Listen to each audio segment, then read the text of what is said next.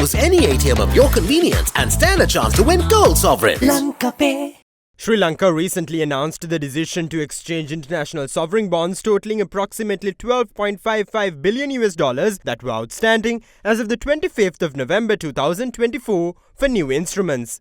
The announcement received positive response from both the ad hoc group of bondholders and the consortium of domestic financial institutions, which together hold approximately half of the total outstanding ISBs. Accordingly, following the conclusion of the period for solicitation of consent from bondholders on the 12th of December, the Minister of Finance last evening announced the successful conclusion of the restructuring of Sri Lanka's international sovereign bonds with a high level of investor participation in the restructuring of all 11 categories of ISBs. The Finance Ministry said it expects 98% of the total outstanding international sovereign bonds to be exchanged for new securities, adding that the final result of the process is expected by the 16th of this month, while the settlement of the bond exchange is expected to take place on the 20th.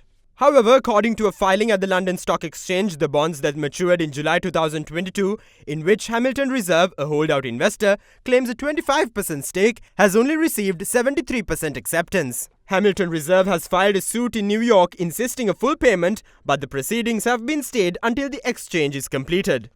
The Finance Ministry in its statement said President Anura Dissanayake described the successful conclusion of the bond restructuring process as a vote of confidence from international and local bondholders and highlighted that the debt relief Sri Lanka is to receive will free up resources to finance the government's development and social agenda while restoring the long-term sustainability of public finances.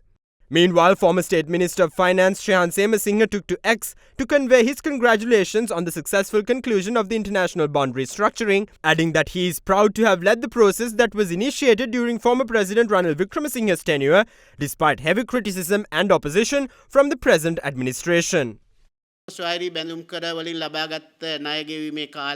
this process, the period for the repayment of the debt accrued through international sovereign bonds is being extended by over 5 years. Accordingly, the country will benefit from the reduction in the face value of the bonds, reduction in interest rates and the extension of the grace period for repayment. However, following the conclusion of this process, Sri Lanka has to also conclude bilateral debt restructuring in order to emerge from the default status. ලංකාව ණය පැහැර හැරෙන ලද රාජ්‍ය කියන එකෙන් මිදෙන්නේ ඇත්තටම.